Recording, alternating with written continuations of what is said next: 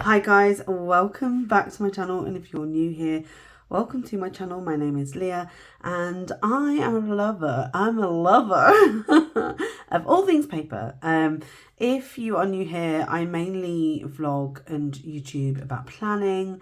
There's a bit of art thrown in there, hence the name Clueless About Art, because I'm completely clueless and I'm on a really strange journey, and I feel like my journals and planning is quite artistic.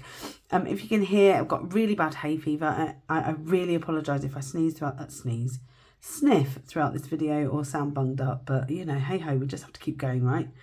Anyway, this is, as it suggests in the title, a book haul. I've not bought a book in a really long time, so there are a few books that I saw and they were like £3 each on Amazon, and there were some that I wanted to try out and I thought I would just tell you a bit about them. I also went to our local library and picked up 3 books as well, and I will show you those at the end, but I thought let me just show you what I bought. So let's start from the beginning, shall we? I'll just put them over here. So the first one is Lessons in Chemistry, the #1 global bestseller by Bonnie Garmus. I actually saw this as a bestseller, but I thought it looked really good. Firstly, I love the cover. I think the cover's really nice, and it just has a bit of a retro feel to it already. So, chemist Elizabeth Zott is not your average woman. In fact, Elizabeth Zott would be the first to point out that there is no such thing. But it's the early 60s and her all-male team at Hastings Research Institute take a very unscientific view of equality. Forced to resign, she reluctantly signs on as the host of a cooking show, Supper at 6. But her revolutionary approach to cooking, fueled by scientific and rational commentary, grabs the attention of a nation, and soon a legion of overlooked housewives find themselves daring to change the status quo, one molecule at a time. I love it. I love the idea that there's food in there and there's feminism, and this is absolutely my style of book. Just from the blurb, I can tell that I will really enjoy this. So like things like this, I don't even know what we'd call it. It's just fiction. I don't know. What does this, is this classed at? It's not like, it's just a story, isn't it? It's a novel. It's not, it doesn't seem like there's any romance in there, but no mystery or anything like that. But I don't know, what genre would we say? But this is the sort of thing I like, where it's like there's a story. So yeah, okay, so that one is on, you know, my to be read, and I'm very excited about that. Next, I got this. So I know that there is a TV show called Daisy Jones and the Six. That isn't the reason I bought it. I actually bought it because I really liked the idea of this. Again, this is a story. Although this looks like there might be a bit of romance in there. So everybody knows Daisy Jones and the Six. Their sound defined an era. Their albums were on every turntable. They sold out arenas from coast to coast. Then on 12th of July 79, Daisy Jones walked barefoot onto the stage at the Whiskey, and it all came crashing down. Everyone was there. Everyone remembers it differently. Nobody knew why they split until now. I mean, that sounds amazing. It's got a hint of, although this is the 70s, it sort of has a hint of No Doubt about it. You know, like Gwen Stefani and No Doubt, it just all sort of came crashing down, didn't it? So I'd like to see if there's any sort of parallels there. But yeah, I think this looks really good. This is Taylor Jenkins Reid. And it says here, from the best-selling author of The 7 Husbands of Evelyn Hugo. So maybe I'll read that after this if I enjoy it. So I'm going to give that one a go. I mean, again, I love the idea of there being something that people don't know about, or just, I'm looking forward to the story. Okay, so we have Some Secrets Are Meant to Be Between Us. Ooh. Emily Henry says, she is so ridiculously talented. Consider this recommendation my personal gift to you and your life. Ooh.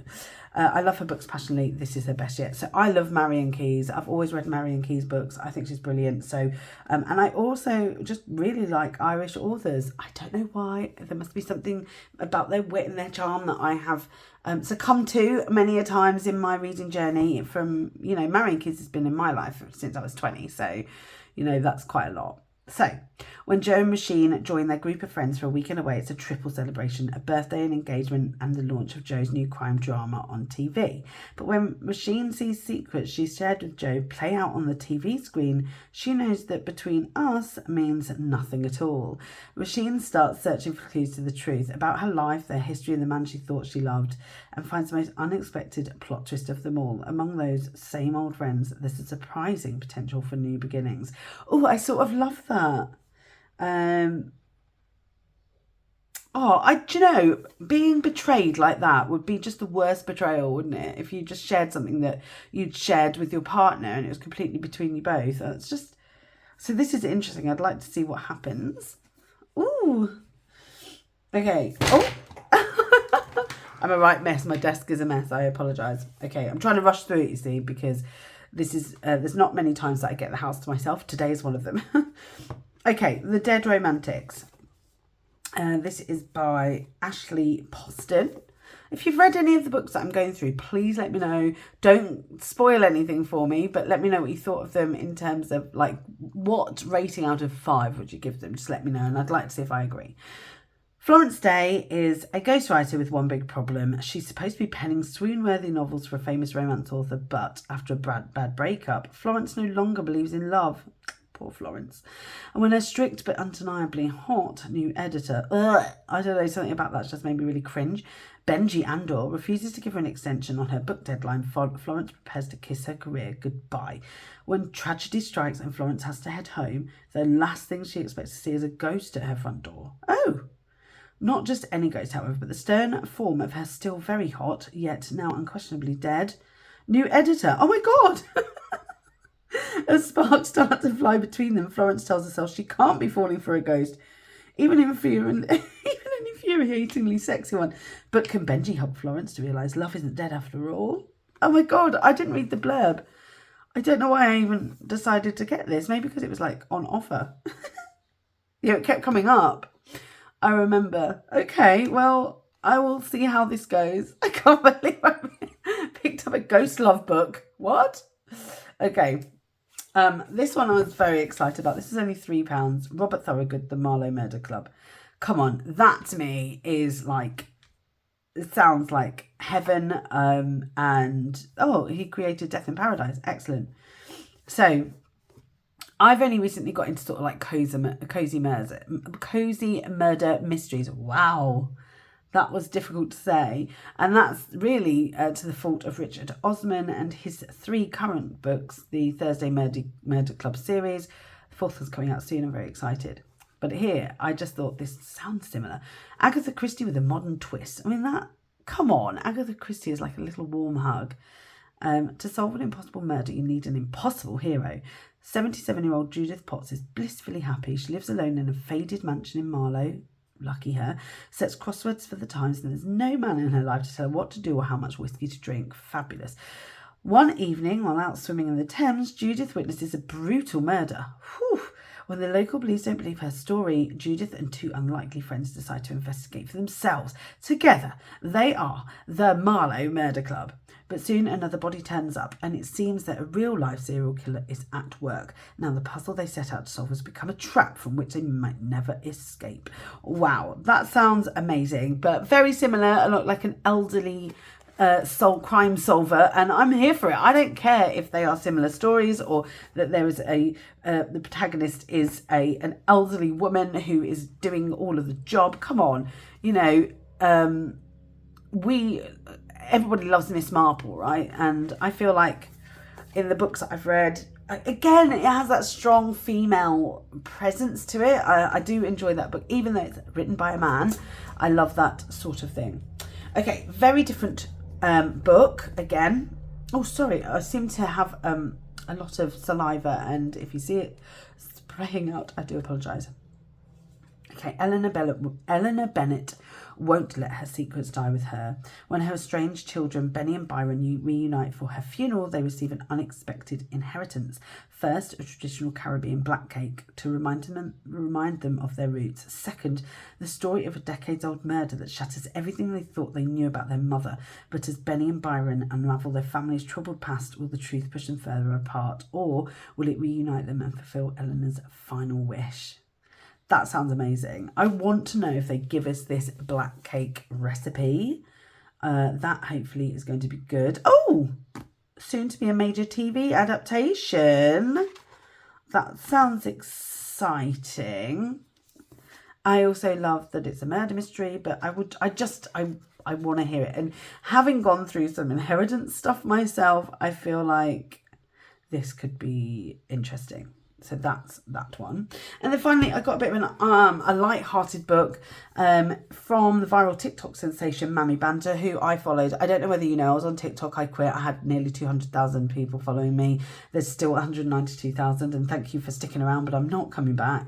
The Secret Life of an Uncool Mum. I mean, I just like Serena. I think she's got a fabulous take on how children are, and I want to read it. I just want to see what it's like. And I also sort of want to show my support, like another creator. And regardless of what this is like, I will give my full review and honest opinion. But, you know, it just feels like it might be an easy read. So those are the books that I've bought. Now, obviously, I'm not going to read 7 books in like a month. They're probably going to last me till the end of the year because it does take me quite a while to read.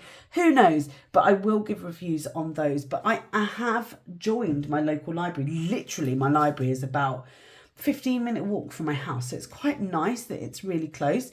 And I rented, I took out 3 books. So I'll talk to you about those very quickly. So the first one is by Anne Cleeves, A Day in the Death of Dorothea Cassidy. I have since found out that this is the 3rd in a series. So I may actually go and see if I can seek out the first 2 before reading this and just take this back and then get it out again. But yeah, I don't want to read a 3rd in a series after not reading the first 2. So I'm going to do some searching. So that's number 1. Sorry if this catches the light, but they do have plastic covers on and I respect that. Then we've got Flamingo by Rachel Elliot. I've read Rachel Elliot books before, so I'm looking forward to this and I will tell you a bit about this one. It says Sherry loves her husband Leslie. She also loves Eve. It couldn't have been a happier summer, but then Eve left, taking her little boy Daniel, and everything went grey. Now Daniel is all grown up and broken, and when he turns up at Sherry's door, it's as if they've all come home again, but one is still missing. Where is Eve? And what exactly is her story? Tender, funny and quietly heartbreaking, Flamingo is a novel of families and homelessness and of learning to live and love again. And it looks like, you know, is that like a sapphic romance? Sherry and loves Eve. I'm assuming that, yeah. So I'm looking forward to that. There may be a little bit of tears in there. I'm okay with that. So I'm looking forward to reading that. And then the final one, the reason I picked this up isn't because of the cover or anything. It's because it's written by Andy Osho, and Andy Osho is a comedian that I really like and respect, and I'm all for supporting my female comedians. I have a lot of friends who are comedians that are female, and I just feel like they get a bad rep for no reason. They're funny. Andy Osho is funny. So I wanted to read this. So asking for a friend. 40-something Jemima's life is on track. Well, sort of. She just needs to bat her niggly ex away for good.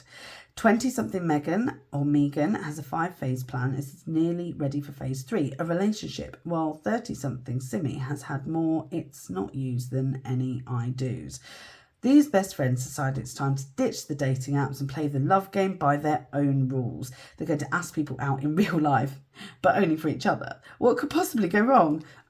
So I just think this would be really cute and fun, and again, an easy read. We're coming into summer. This is the perfect summer book. So in our library, we can actually take out 24 books at a time. 24! Unbelievable. I won't be doing that. I don't need to take out 24 books, but I probably will be extending these until I've read them. I'm currently in the middle of a audio book, and I struggle to read and audio and multiple book read because I can only focus on one sort of storyline at a time. Otherwise they just get intermingled and I get very confused, unless it's like, I don't know, maybe one that is, unless they're completely different, let's say. So I think this is going to take me a little while, but I do read quite fast. I can do like a couple of books in a day very easily if I just get behind them. So I will let you know what I think Please, please, please do comment on this video if there's any books from... Oh, did you hear that? Thunder. Hello. If there's any books that you would recommend that are along the lines that I've, you know, shown now, I think the one that I'm most excited about is probably the lessons in chemistry, because I just love a really, really good story, like something that just keeps me... I hope it's fast paced. I just hope it keeps me interested. And it's something that I like to do. I love to tell stories. I have so many stories that I can tell, especially about my personal life and my mum's life. I have so many. So just seeing a story like that, I'm very excited. The one I'm probably least excited about is the ghost love story, but I will let you know. So let's just see how it goes. If you've enjoyed this video, give it a thumbs up. I know this is different content that you're used to if you're a subscriber, but if you're not a subscriber and this is the sort of content you're looking for, probably going to do like a video a week around books, and then you can come back for them each time. I hope you've enjoyed it. Give it a thumbs up, subscribe if you haven't already. It really makes my day, and I'll see you in the next video. Bye.